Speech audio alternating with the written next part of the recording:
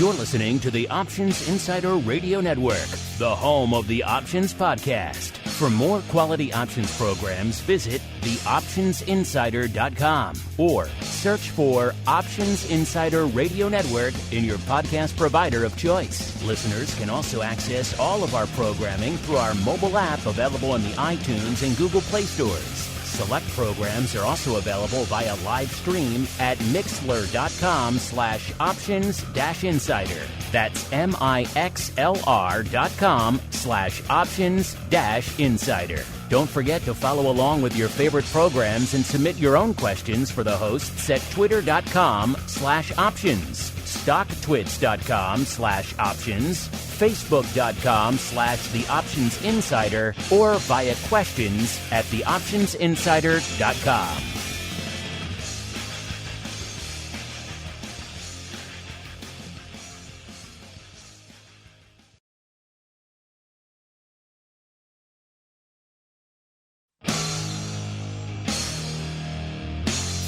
And now, it's time for the show that breaks down the options market from unusual activity alerts to market analysis, strategy overviews, listener questions, and much more. If it involves puts and calls, then our all-star panel will break it down. It's time to hit the Option Block with your host, Mark Longo from the Options Insider Media Group, and co-hosts, Uncle Mike TOSAW from St. Charles Wealth Management, along with Mark the Greasy Meatball Sebastian and Andrew the Rock Lobster GIOVINAZZI from OptionPit.com. And now, get ready to hit the Option Block. All right, everybody. That distinct lack of music on the live front. And, of course, you listen to it after the fact. It'll sound the same to you. But if I sound a little bit different, that's because I am beaming at you once again from the Southern Studio. My name, of course, Mark Longo from theoptionsinsider.com, as well as, of course, on the ever-exciting Options Insider Radio Network. Glad to see so many of you folks are enjoying what's going on out there on the pro-tacular front. Out there, a lot of cool stuff has been hitting you folks. You had your double pro Q&A last week. Of course, you can still check out everything on demand after the fact. If you missed anything, Options Oddities coming at you live again tomorrow. So the pro, fun stuff. I kind of call it the coolest secret club in the options biz because we're not really out there promoting it a lot. If you hear about it every now and then on the network, that's kind of really about it. We're not beating the drum. We're not promoting it. We're not advertising it anywhere. It's kind of just you have to know about it. So glad to see so many of you are enjoying it and getting value out of the coolest secret club in the biz. If you don't know what the hell I'm talking about, you want to learn more for yourselves, theoptionsinsider.com/pro is the place to go. Literally the only place you can go to learn the secret handshake that gets you into the club. And if you are part of the secret club, welcome. It means you can listen live to all of the fun stuff that we do here on the network and a whole bunch of other fun stuff coming at you there as well. Remember all of our pro annual members, you get entered into that fun drawing to win it's coming up now, end of July. So coming up, we have to do our drawing for who wins the Pro Trading Crate, the Options Insider Crate for July. So get your name into the hat if you haven't done so already. Sign up over there on the pro side. And then you get entered into that drawing. We still are compiling what's going to go into those boxes. So fun stuff to be had. Learn more at theoptionsinsider.com/pro is the place to go. And let's see who's joining us on the old show today. First, joining me he's actually been giving me, right before the showtime listeners, a running update on the clam piracy. Let me just say, I was always joking about it, but these clam pirates are feet from his door. He could reach out and touch these guys. So there is actual modern day nautical piracy going on steps from where he sits right now. I am joined by the Rock Lobster, Mr. Andrew GIOVINAZZI from OptionPit.com. If he sounds a little bit distracted, it's because he's got to wave his shotgun at these guys every 2 minutes. Mr. Rock Lobster, glad you could join us today in the midst of raging piracy outside your door, sir. Exactly. I realize that's why we have the Coast Guard, Mr. Longo, that to protect us from all the piracy. But things are going okay. We have an extravaganza tonight. Lots of stuff to talk about today. But thankfully the clan pirates have vamos. So all is back. All is well again. on the dark and stormy shores. Because they know you're talking to me, and I mean business. They don't mess with Showtime here. So if they're going to mess with Showtime, they're gonna meet the wrath of our producer Gene, and they don't want to deal with that. So they skedaddled pretty smartly as we head on out now to a place where pirates have never darkened their shores. It is, of course, St. Charles, probably because there aren't many shores, except for the Fox River out there in the land of St. Charles. We are joined by Uncle Mike TOSAW from St. Charles Wealth Management. Uncle Mike, welcome back to the program, to you as well, sir. Always a pleasure to be here, and I'm looking out on the Fox River. I do not see any clam pirates, but to add to that, there's no clams there, so it's hard to have clam pirates without clams. There you go. I guess you can put away the shotgun, sir. It won't be needed today as we head right on into the trading block. It's time to break down the latest topics, trades, and trends in the world of options. It's time for the trading block. All right, everybody, welcome to the trading block. This is indeed the portion of the show we break down what the heck is trading out there. And coming into our second OB episode of the week here, we're seeing a heck of a lot of green on ye old screen. So apparently the ongoing spread of the Delta variant, not spooking anyone. I'm down here right now in the southern studio. We kind of single-handedly brought masks back to Disney. We've been hitting the Disney parks the last couple of days, and we've been the only kind of schmoes wearing our masks. And now it seems like slowly but surely Orlando just announced they're going to bring them back. Apparently there's a big outbreak of the Delta variant here. So good times. A good time to be down here. And, of course, the mayor just announced that they have to bring it back, and Disney is going to bring them back as of Friday. So masks making their way back out onto the scene, but apparently that's not spooking the market. Like I said, up and to the green. NASDAQ is the laggard today, only up about 1/3%. The S&P up about 0.6%, and the Dow up exactly the same percent, up about 0.6% as well. And we're seeing vol kind of fluctuating a little bit as a result. Coming into Showtime, VIX cash was at about a 17.25, puts it down about 0.75 of a point. I think it was starting to elevate. I think right before I just ran it again a couple seconds ago, it was like about 17.5. So maybe getting a little bit of that juice back. VVIX was at about 113, down about 3 points from our last show. And VXX, aka the product that loves to fade, starting to fade a little bit again. Down shy of the 20 handle again, 29.5 when we kicked off the show. That puts it down about 0.75 of a point as well. And, of course, VolQ, a.k.a. the at-the-money NASDAQ 100 vol, a.k.a. the newest addition to what's trading over there at CME. By the way, if you want a fun breakdown of everything trading in the world of futures options, join me immediately following TWIFO. So you're listening live. It'll be immediately after TWIFO. And guess who I roped in to talk about some futures options? Yep, these two crazy cronies here, the Rock Lobster and Uncle Mike. So probably going to hear about, I don't know, maybe silver collars. We'll see what else. I haven't looked at the report yet for what is moving and shaking. Probably some equity volatility going to make it onto the TWIFO show. I'm just guessing. So stay tuned for that immediately after this show. If you're listening after the fact, listeners, just hit next on your device of choice, and you too can join the fun party that is TWIFO. But a lot of things lighting up the tape out there. It's an Uncle Mike type of day. So we have to start there. Uncle Mike, what is lighting up your tape, sir? Well, never before in the history of the entire stock market has there ever been a better time to sell than right now. Yes, you heard it here. We are at new all-time highs in the S&P 500 yet again today. We are up roughly 0.6% on the day in the S&P, and we kind of hit the marks that we're at right now probably about 2 hours ago, and we've just kind of been channeling the last couple hours. So it'll be interesting to see the direction with which the market takes going into the end of the day. So we have that going on.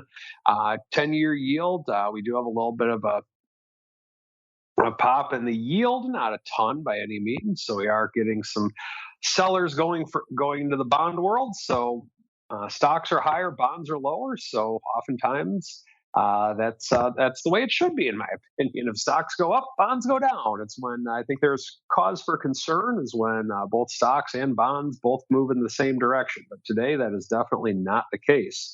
Bitcoin is relatively flat on the day. And so what we're seeing right now is that the market has seen what the Fed said yesterday, and that they're going to pause, which I think everyone knew that they were going to do anyway. So we had, as to quote Mark Longo, a resounding meh with the Fed news based on the news conference and everything with which we had. We are coming off of Facebook earnings. We've had Apple earnings. We've had Microsoft earnings. We've had a lot going on this week. And so what's happening is apparently the market likes what they see, but the market doesn't love it.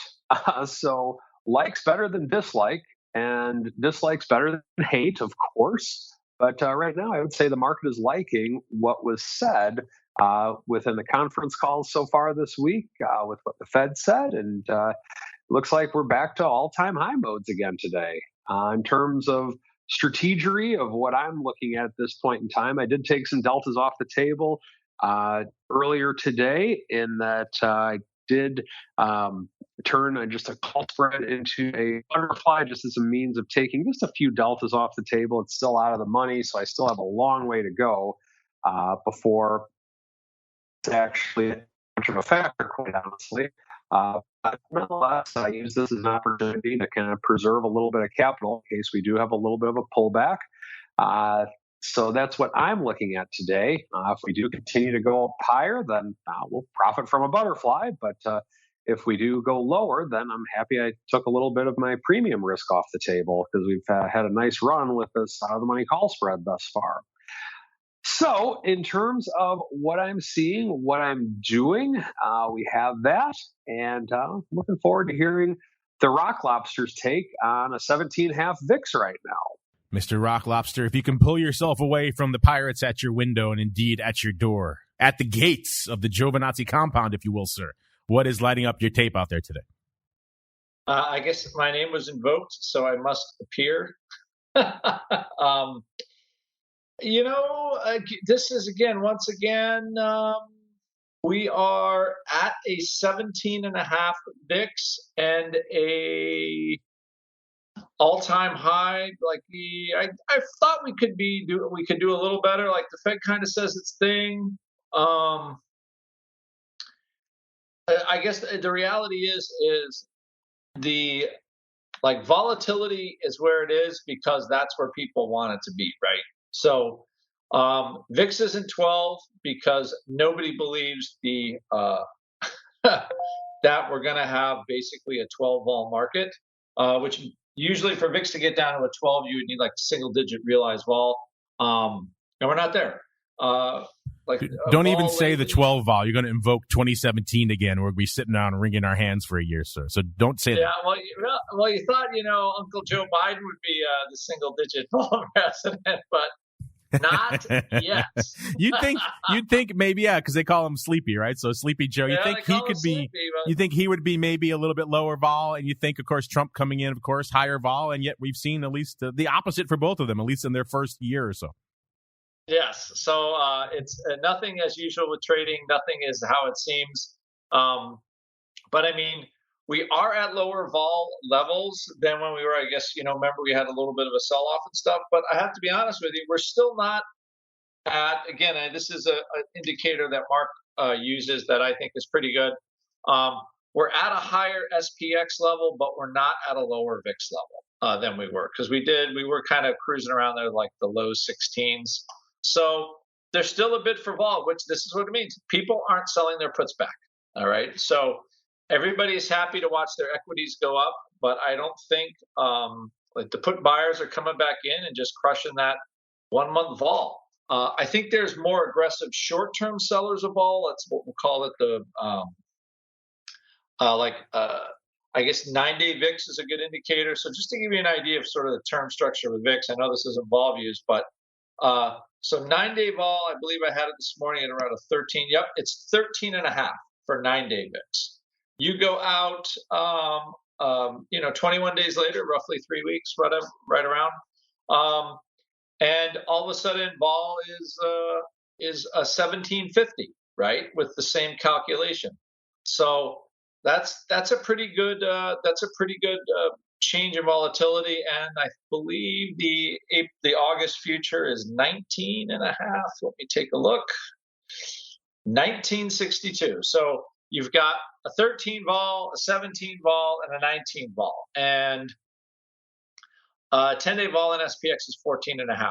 So to be honest, okay, I don't think VIX is actually even. It might be a little expensive, but it's not unfairly priced. And the reality is the market really has not been able to settle down and kind of be in that kind of like blurry sort of, I don't know, phase. It seems like every month we kind of have that sneaky 2%, 2.5% sell off. Everybody freaks out, and that's literally the only buying opportunity you have. And then you got to wait for another month until it shows up again.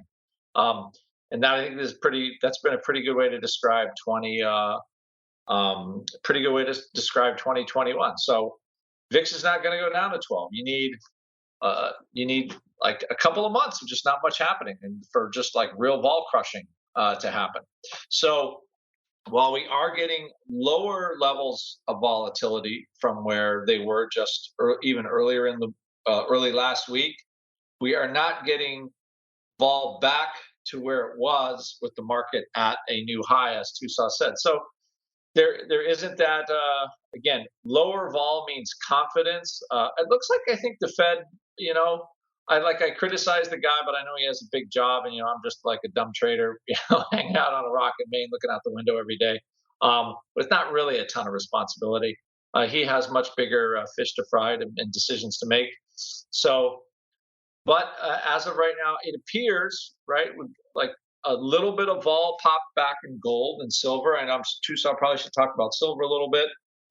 It looks like a little bit of demand for metal, a little bit of inflation. And the Fed, I think, basically said today, we see the inflation thing. It's there. We're not going to worry about it quite right now, but what we really want is to get back to full employment as fast as possible and recognize this COVID thing is still a pain in the butt. That's kind of what I think he said. And at least because I have some positions in some gold stocks and stuff. So they're actually all green today. They were red for a while, and today's the first day they all flipped to green. So there's a bit of a rally in gold, a bit of a rally in silver. I don't know how long it lasts. But vol, we'll probably get the weekend effect tomorrow, and VIX probably drops into the 716 handle, which is probably a little bit higher than my prognostication from last week.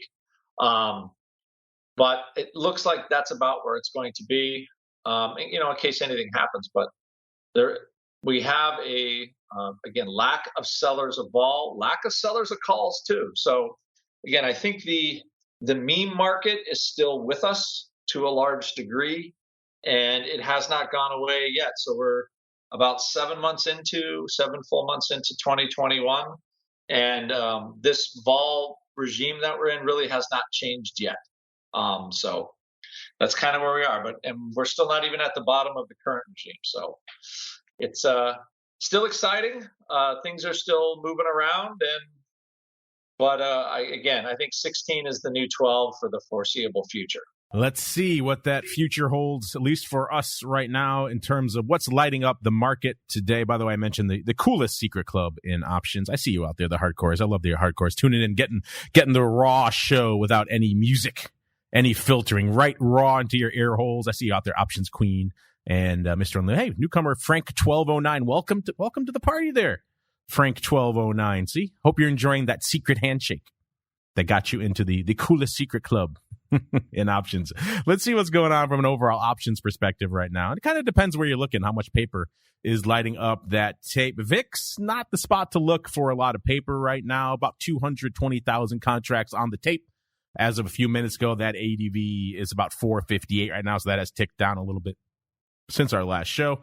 SPY, actually, different story though. SPY closing in on 2.5 million contracts, and that ADV has also ticked up. It's back north of 4. It's about 4.1 million. So SPY looking robust out there again today. The S, not the same story, about 550,000 contracts. The ADV, nearly 1.4 million, though. So the ADV is still firm out there in the S, even if today's paper, not so much. The Qs, 530,000 contracts. The ADV, 1.35 million. And small caps, actually looking pretty active as well. So maybe talk about them a little bit later on TWIFO as well. 386,000 contracts on the tape. 653,000 is the ADV out there in small cap land, including, let's go out to the single names. That's usually where a lot of madness and mystery lurks in the market these days, particularly right now during earnings season. Cost you 232,000 contracts to break into the top 10 today. So they're not playing out there in the single name land. Number 10, that gets you to BABA. 232,000 gets you to BABA. So still hanging out there in Chinese related names for a good chunk of our top 10 here, because number 10 and number 9, NEO, also hanging out there as well. 243,000 contracts for number 9. Number 8, we're getting Mimi with AMC, 295,000. On number 7, the return of an old friend out here, Cleveland Cliffs. Haven't talked about them in a while, but they're back in there with gusto, all the way at number 7. Good for 316,000 contracts out there. Number 6, it's NVIDIA. You know, all this chip madness, driving some paper in NVIDIA. 336,000 contracts. Good for number 6 over there on the top 10. Number 5, the old FB, a.k.a. Facebook, jumping up quite a bit here. 578,000 contracts. And we're only at number 5, listeners. So there's a whole heck of a lot ahead of us. Let's see, what could top 578,000 contracts? Well, it's number 4. It's Ford. Is it a meme? Is it not a meme? Today, it's doing some meme paper.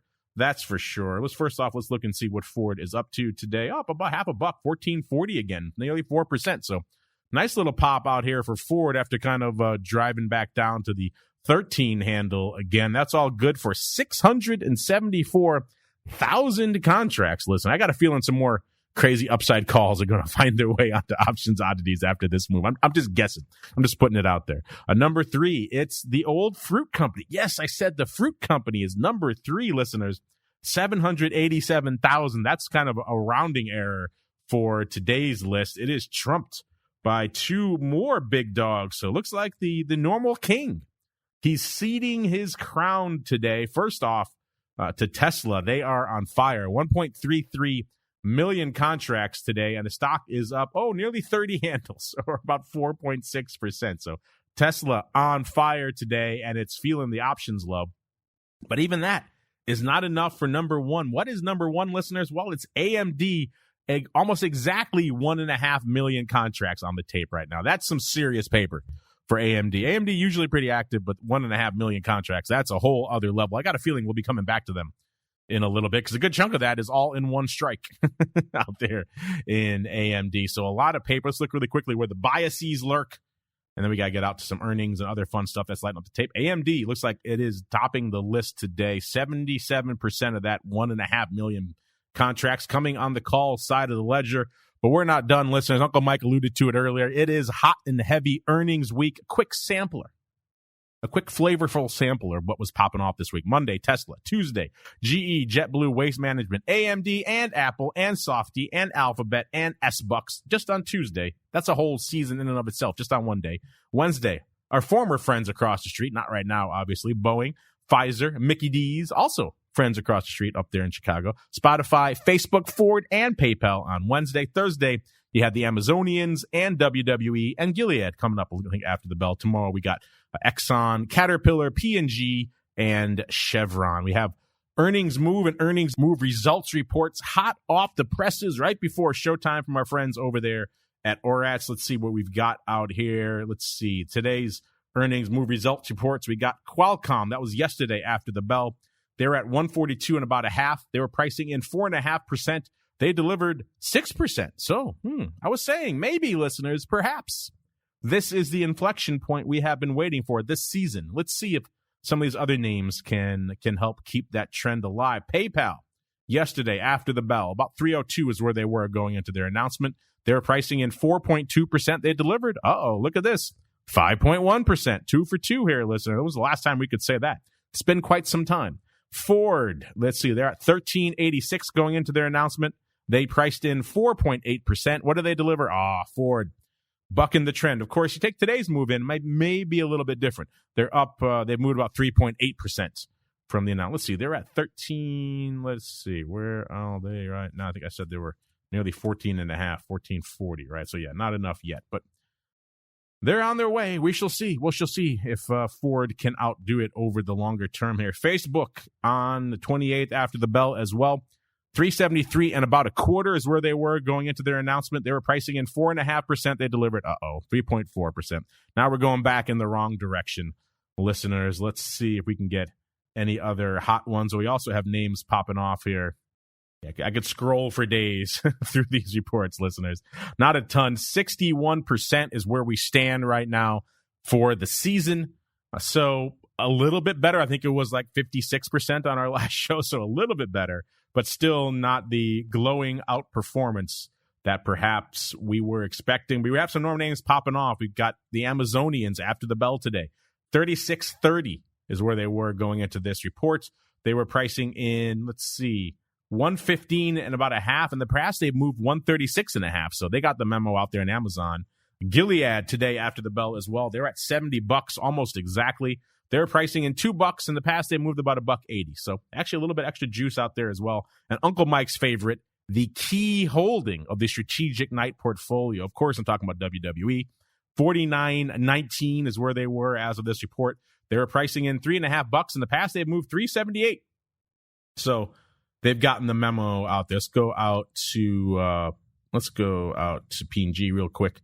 Let's see. 138.76 is where they were as of this announcement. They were pricing in $2.50. In the past, they've moved $3.64. So clearly, the memo has gotten in there. And before we roll out of what's going on today, we can't roll out of what's happening today without talking about some of the other big action out there in the marketplace. Of course, we're talking about the much anticipated, hotly controversial IPO of good old Robinhood. Yes, they did go public, listeners, and they're trading under the ticker symbol HOOD now. Don't ask about the options. They're obviously not live yet, but this is a hot one. I wouldn't expect it to take the full 2 weeks that it usually takes for these. I expect them to have it maybe within a week here. So expect options on Robinhood to come maybe even by our next Thursday show. Hopefully, probably by then. And so, yeah, ticker symbol HOOD. It went public at $38, which was at the low end of its range. I think they were talking somewhere in the 38 to 42 range. Coming in on the low end of that. It looks like they're actually trading a little bit lower right now, down to 37.5.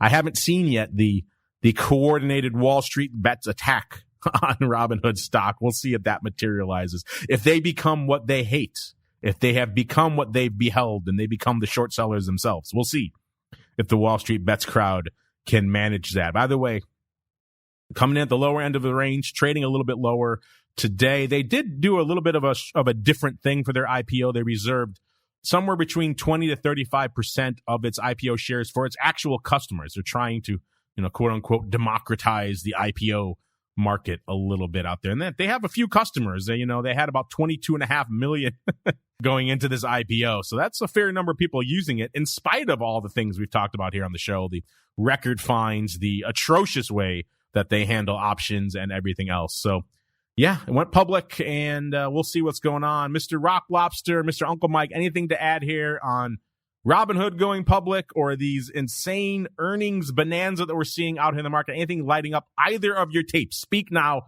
or forever hold your peace. I don't know about we're just looking at HOOD, by the way, in this our pro chat room, but we haven't come up with anything to like or dislike about it as yet. So as you had that nice entry, what market cap do they give Robinhood? Like $10 million or something like that? It's pretty dang expensive for a company that still doesn't make any money, but they have a lot of customers.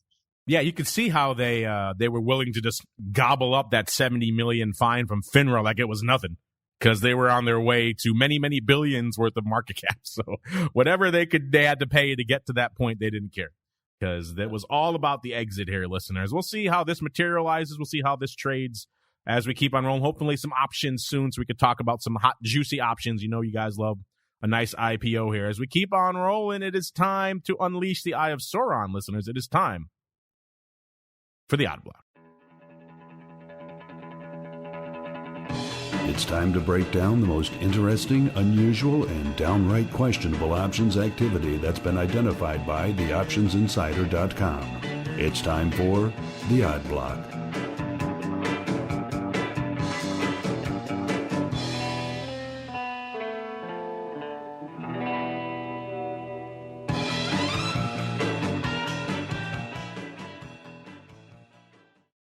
All right, everybody, welcome to the Odd Block, the portion of the show where we unleash our Eye of Sauron upon the options universe, and we see what the heck it has in store for us out here today. Going to kick things off. This is not quite a newcomer to the Odd Block. We have talked about it before, but it has been quite some time. This is Molson Coors Beverage Company. These are the Class B shares, looks like. Ticker symbol TAP, T-A-P. So I love a good ticker. That never hurts your inclusion here on the Odd Block, an appropriate ticker, if you will. There a year ago, before we even get to that, right now they're trading nearly $50, $49.80. They've had a nice run over the last year, and today up about a quarter of a point, so not exactly a big banger of a day today, but a decent year. A year ago, it was trading $36.73, so up about $13 or about 35% from where they were this time last year. And then they kind of drifted lower for a while. Actually, looks like they hit their 52-week low around October of last year, around 32.11 or so. That was on October 28th. And then they bounced back almost immediately by, let's see, in a couple of weeks, they were trading, up to 46.5. They got up to 48 on December 9th. And then they kind of kept rallying. By January 27th, they hit about 55. Then they sold off again down to about 44.5 in February. Then they kept marching north by June 8th. Remember, June 8th, that's that interesting day. A lot of names top out at June 8th, and TAP is no exception. They hit their 52-week high of about 61.5 on June 8th, and they've kind of been trending lower almost every day since, with the exception of today, down to where we find them right now, back down below the 50 handle, 49 and change. So apparently beverage demand is perhaps flagging. Who knows? But let's see what our Eye of Sauron found out here. Oh, Mr. Rock Lobster, I think you're going to like this one because this is right up your alley. Looks like someone looked at this chart, looked at what was trading over the course of the past year and said, you know what? I'm going to draw a nice, juicy, and pretty sizable line in the sand here in TAP. By the way, they had earnings today before the open, so these are immediate post-earnings options that we're looking at here. In particular, it was the AUG 45 put. An interesting strike. Remember, I said the 52-week low is 32.11, so they could very easily, they're trading 49, almost 50 right now, so they could very easily revisit that 45 strike. Someone coming in and blasting away at these. This is post-earnings, so the vol is obviously coming in, listeners, and they got about a 30.5 vol for these things, 20 cents. They were 20 cents at 35. They crushed the bid about 8,000 times.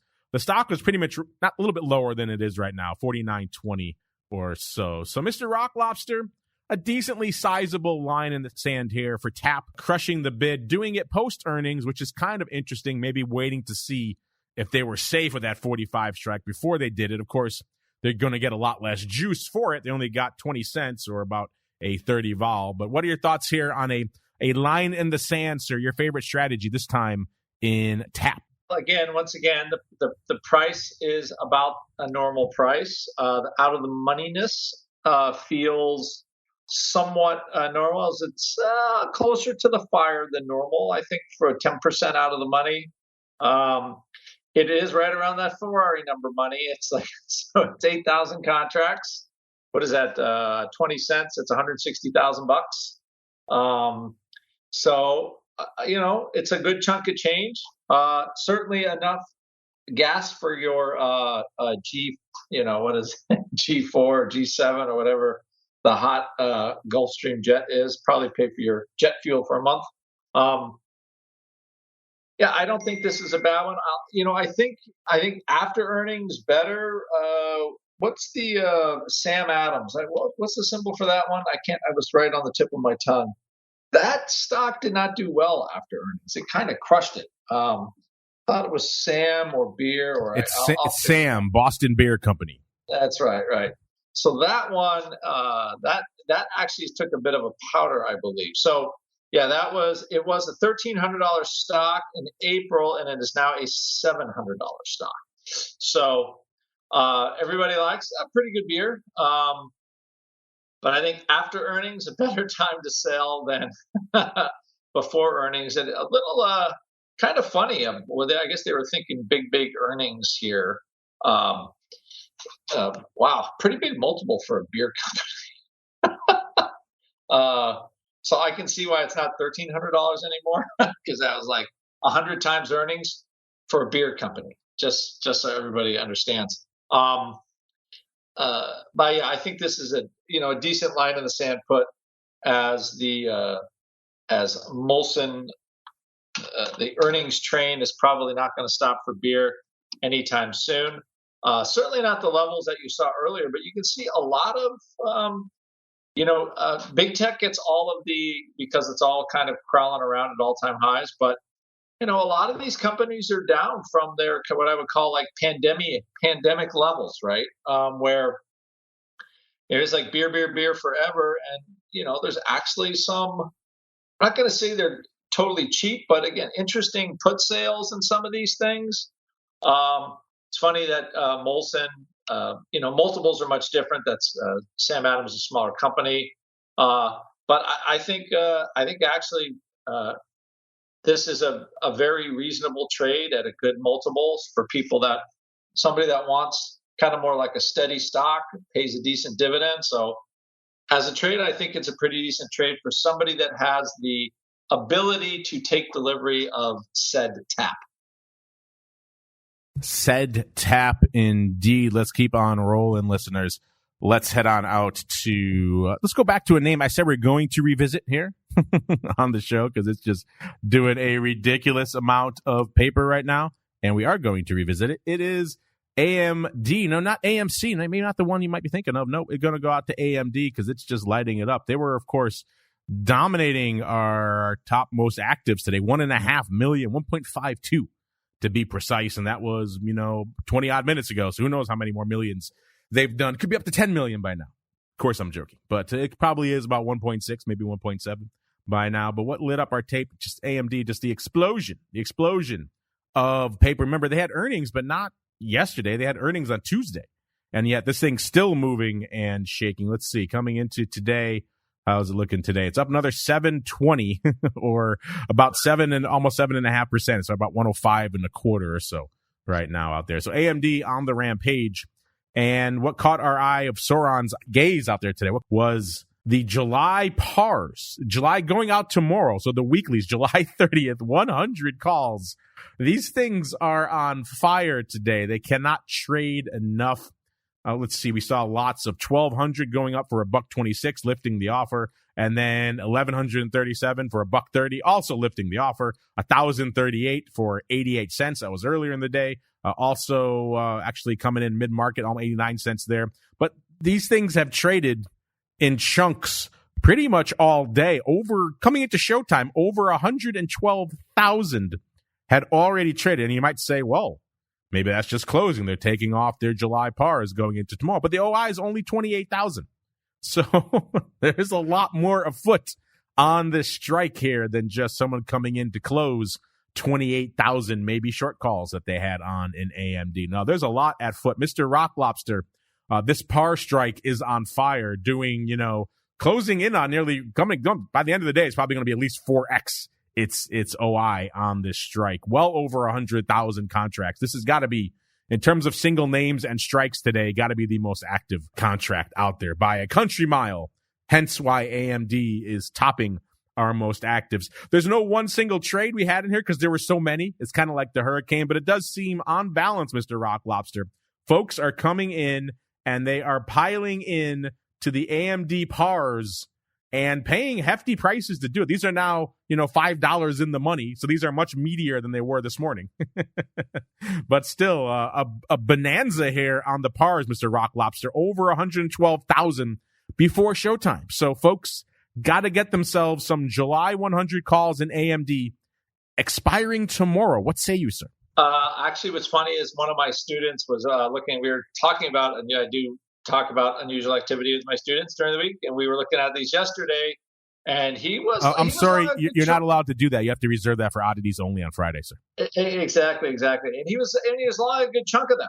And we were looking at the volume, and I go, the 100 paper yesterday was really, let's just call it substantial. So I think he took a little ride he had and he rolled up to another strike through earnings. Like he took the sure money and rolled up. And even today, he's pretty happy. So, this is, what can you say? The stock is now, I believe this is a new all-time high, chips, because apparently everything in this economy needs a chip. I didn't know that. Mr. Longo, that everything in this economy needs a chip. I need a chip. I need to replace my chip in the back of my brain. I think I store all this information that I put out. I need a new one. I can't get it. So that is what we have as far as today, like in Chipville. So, but actually, my kid likes AMD, like their GPU processor. So he's always wanted to buy it. He was hoping to get it in the 60s, and now it's just it is so in the rearview mirror. Maybe he could sell some 60 puts, but that's about it. And it's off to the races. So that's what we got. And I think, yeah, there's just huge call buying, and they ain't gonna stop. So like the July 30 for 126, 130, now they're $50 or $5,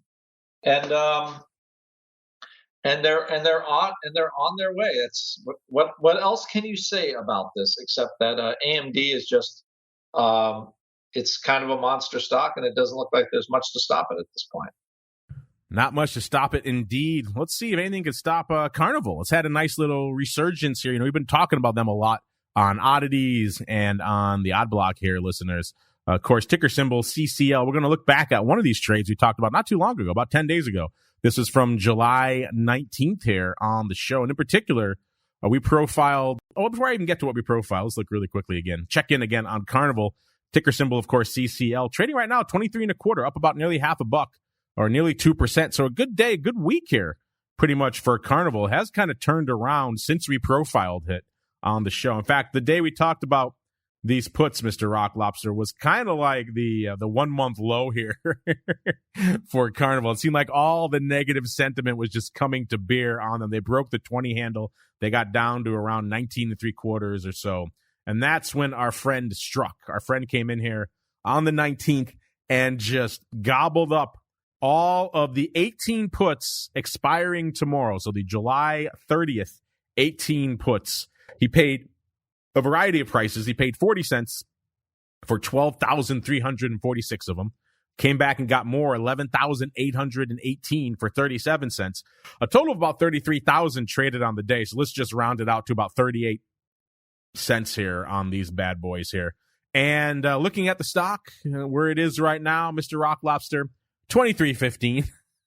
So this person out here who gobbled these bad boys up, by the way, these puts still open, as you could probably guess here. So we got a situation here where a couple of things happening. First off, like we said, they averaged out, let's just say, around 38 cents for these puts. So they lost somewhere in the neighborhood of $1.25 million on these puts. That's a bit of an ouchie. That's going to leave a mark. I mean, when you're flying into 10-day puts effectively, you know you need a big aggressive move in your favor very quickly. Otherwise, you're not getting what you need out of these puts, and he did not get it. He got a move. He got it in the other direction. But that is the other part to bring up with this trade, because if you're putting this many puts on, over 30,000, you got to figure you got some stock. Probably in this case, somewhere around 3 million shares of Carnival. So now if you look at it from that perspective, the stock's up over $3.50, about $3.65 from where it was the day of the show. So if they're sitting on some stock, which they probably are, then they made $11 million somewhere in that neighborhood on the stock. So knock off $1.25. That hurts. Obviously, you're not going to just, not going to laugh that away, but you're still up, you're still up around $9.75 million on the stock. So he could afford to buy these puts again. I would encourage him, if he does so, that perhaps, maybe, you don't go out 10 days. Maybe you go a little bit farther. Maybe you do a little bit more to try to pay for those puts. I'm just putting that out there. Mr. Rock Lobster, yet another a very near-term premium buy that we've profiled, sir, that went horribly, horribly wrong. What have you to say, sir? I think this was one where everybody was worried about the Delta variant. And yeah, it was crushing everything. And I have to say that the shocks on that are less now, So now you have to go wear your mask and go to Orlando, and I don't even know how long that's going to last. We'll wait till all the people that took their vaccine, and they're going to be a little angry. I think there's going to be I'm going to guess there's a little bit of backlash on this, but I'll reserve that for later. But this person buying these puts, you have to think that they were buying stock too. I can't, all right, so they spent $1 million on the puts. But normally, I mean, you know how traders are, they're a little savvier, there's buying puts like that. I mean, sure, they could make money. They go, Delta variant's a shot, but, to not close them when the market kind of shrugged it off, I don't know. Would you just waste all that dough on them? So I'm thinking if they bought some stock in some kind of Delta neutral way, or using these puts kind of hedge the stock a little bit, 40 cents is a small hedge cost when the stock was just like, what, $27 a few weeks ago. I'm just looking at the 10-day, the 20-day chart on this. So yeah, so the stock before this whole Delta variant thing was like $24. So, I mean, they bought these puts. The stock was trading, what, 19.21. So, I mean, they bought some stock. They did well. If they didn't, they just got kind of run over. So I think it appears that, you know, the world is going to move on. At least that's as I see the news. But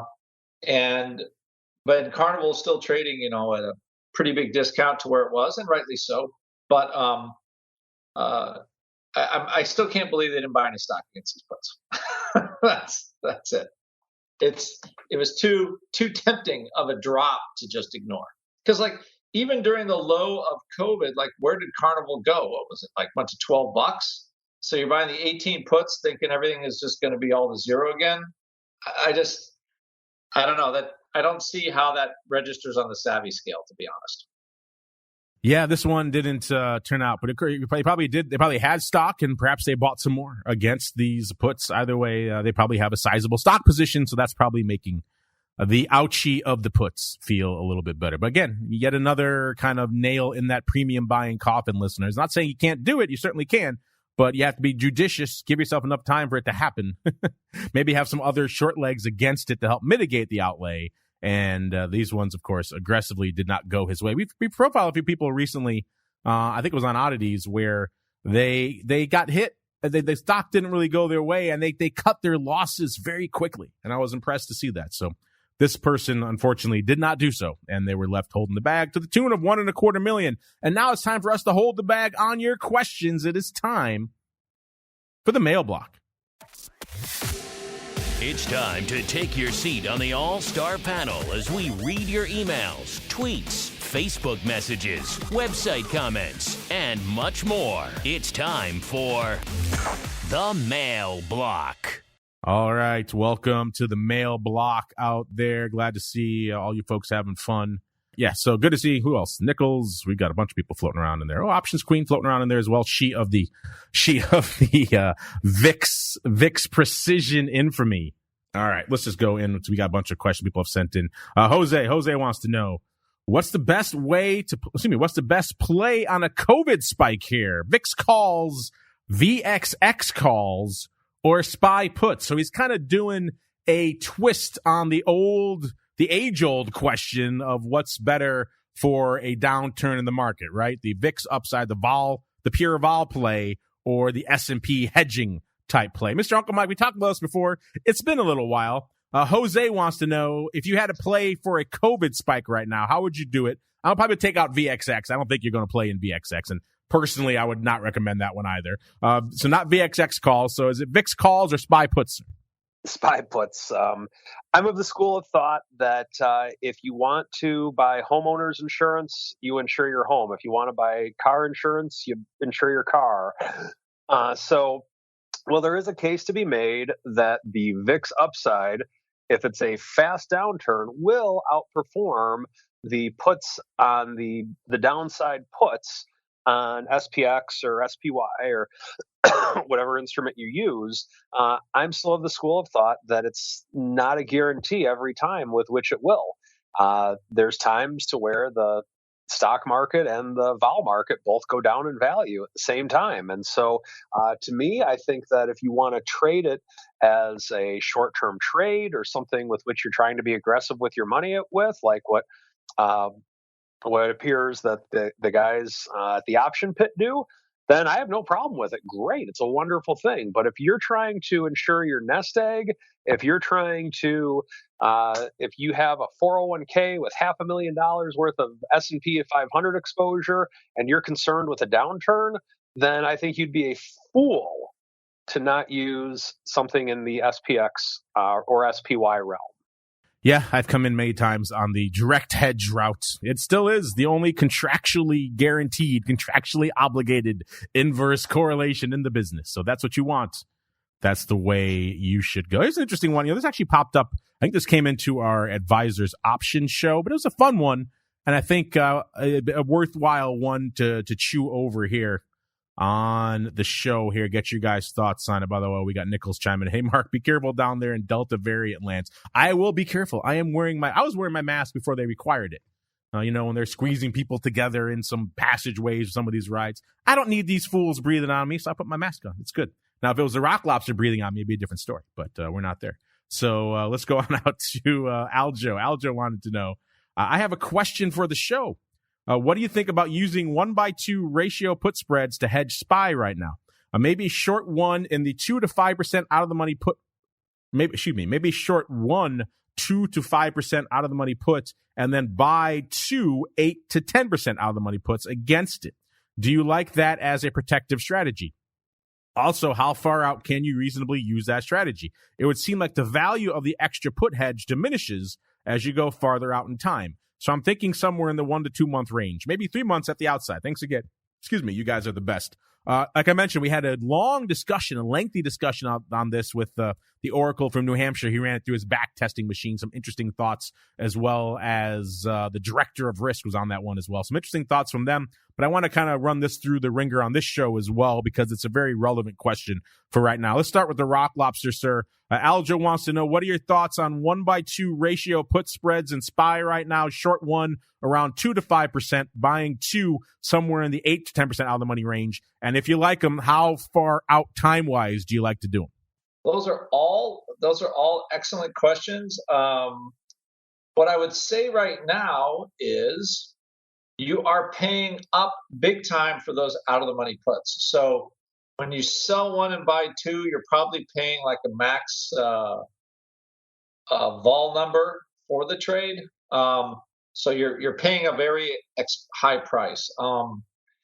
I think they work better as a long-term trade, like 2 to 3 months. And the reason why is because so that trade to me is a Vega trade. Like, so you want to get long Vega, and you're trying to find a way not to spend a lot of money on it. So if you do go out a little farther in time, you do negate some of the negative skew that you're paying, although you have to pay more net Vega premium, vol premium for it. So it's kind of 6 of one, half dozen of the other. And also for those strategies to pay like you want the gamma to pay, meaning like you're short of put and long too. So in order to get your long puts to perform, you need a big frickin' move. That's why I think if you take it as a Vega trade and then like maybe vol goes to 20, VIX goes to 23, 24, 25, you just unwind the 1-by-2 because the vol expands, the vol of the long contract will outpace. There's a little bit of curve on that volatility, so it will outpace the short one. So the trade makes money because you're not long Vega. So it's kind of, you have to think of, so when I teach my students about this, like how do you want to make your money? If you want a actual gamma trade where those 2 puts way pay for on a gamma basis because SPY falls off the face of the earth, generally you want it a little bit shorter term and closer to the money, but you still need a huge SPY move, and you need it to happen while there's still some time left. Usually at least 2 weeks on a 1-by-2, because then you kind of get stuck in this area where like the short contract still performs, as in it's a short put, but the 2 long contract ones, because they're farther out of the money, the performance starts to wane as you get closer to expiration. So like the short put works, but the problem is it's not how you want, and the 2 long puts aren't working well enough. So generally, as a strategy wise, I like it longer, not shorter, unless I think something's going to happen extremely fast.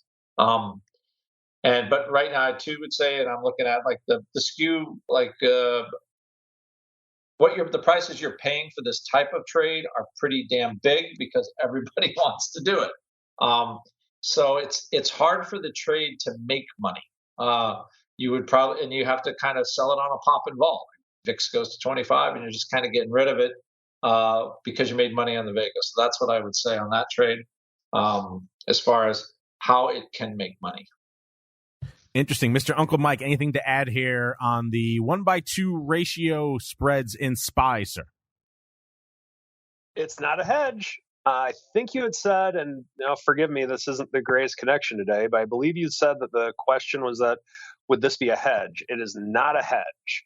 A hedge is something that can protect you if you have an adverse movement. And of course, if the SPX were to go down 40%, then that would be a phenomenal hedge. But it's not a direct hedge, meaning that SPX could literally go down and you could lose money because of the fact that that short put option will be working against you at a greater pace than the long options are working for you. Is it a trade? Yes. And Andrew described it very wonderfully with how he did it. But the only thing that I have to add to that is that is not, I repeat, that is not a hedge. You are correct. This is one of those ones where it could drift down and in the near term, and you could lose a decent amount of cash on this one. This is definitely if it is a hedge, it's a hedge for a very apocalyptic downside move. You need a big banger.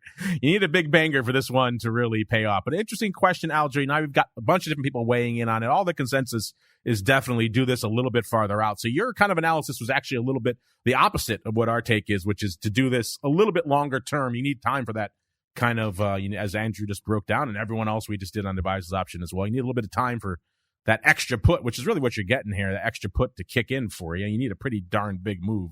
So it's probably not going to happen in a weekly unless you're doing something crazy like an AMC, in which all bets are off fairly quickly. We got Nichols one more time. Nichols chiming in the live chat. Let's hope you got some more Ford in store for us on oddities this week. I've been trading a ton of it lately. Well, don't have the final rundown. Obviously, we don't run all the oddity stuff until right before showtime, so we can get the freshest UA for you folks on that show. But I got a feeling, Mr. Nichols, that Ford's probably going to be on there. Just looking at the amount of paper we're going on, and if past is prologue, whenever Ford pops, people just can't help themselves. They have to buy the 17 halves and the 19s and the 20s and do it for freaking size. And those AUG 20s, as you recall, are still open. We had kind of written those off as being wastes of money, and they pretty much are down to a few cents now. So, but they're still there. So interesting stuff afoot. I would probably wager Ford might make it back on. We'll see. We'll see what the Eye of Sauron delivers for us when we go hardcore into the paint on oddities. But now it is time for us to go around the block.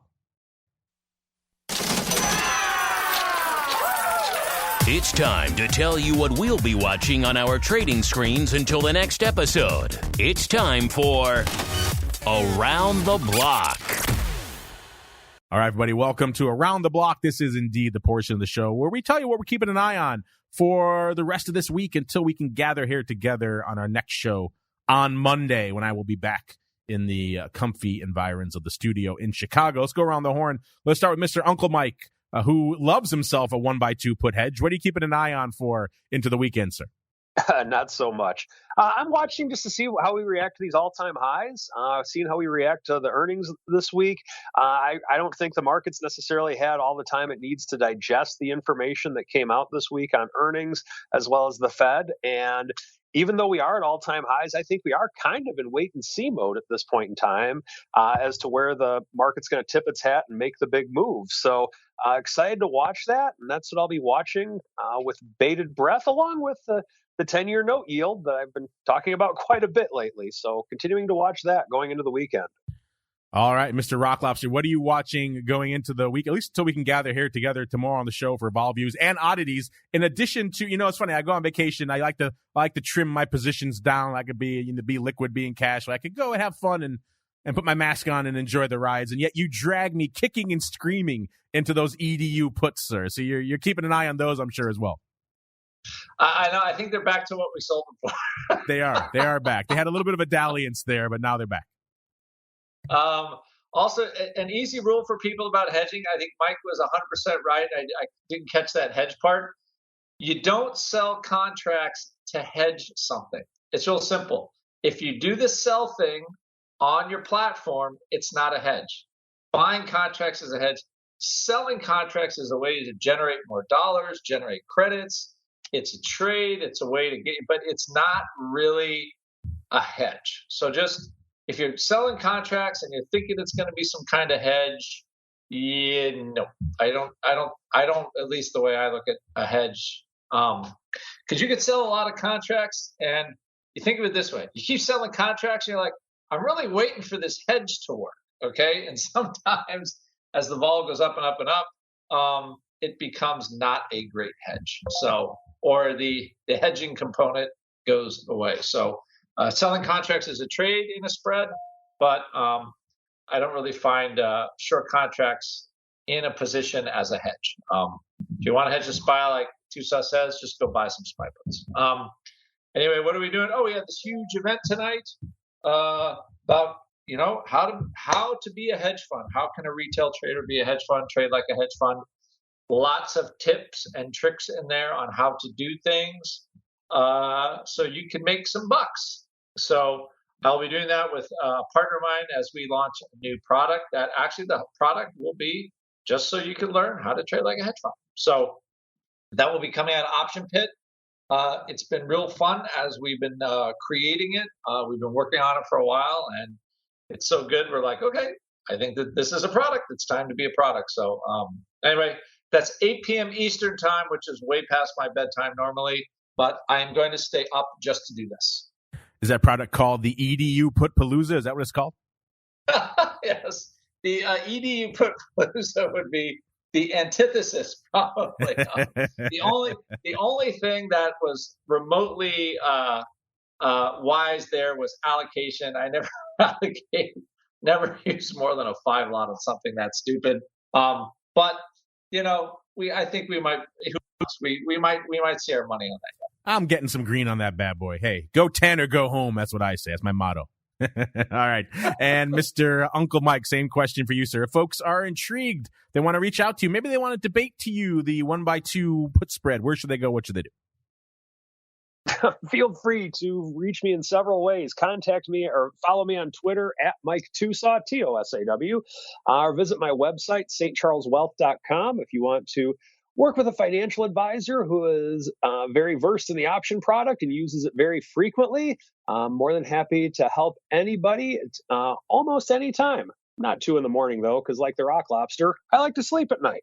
All right, check them out. stcharleswealth.com is the place to go. On behalf of the Unclest of Mikes and the Rockingest of Lobsters, and indeed myself, I thank all of you out there for downloading, streaming, subscribing, for all of you in the cool Secret Handshake Club who joined us live. If you're listening live, you get a rare, easy for me to say today, you get a rare treat. You don't have to wait. Twyfo's coming at you hot and heavy right now. So let's get to it. You're listening to the Options Insider Radio Network, the home of the Options Podcast. For more quality options programs, visit theoptionsinsider.com or search for Options Insider Radio Network in your podcast provider of choice. Listeners can also access all of our programming through our mobile app available in the iTunes and Google Play stores. Select programs are also available via live stream at mixlr.com/options-insider. That's mixlr.com/options-insider. Don't forget to follow along with your favorite programs and submit your own questions for the hosts at twitter.com/options, stocktwits.com/options, facebook.com/theoptionsinsider, or via questions at theoptionsinsider.com.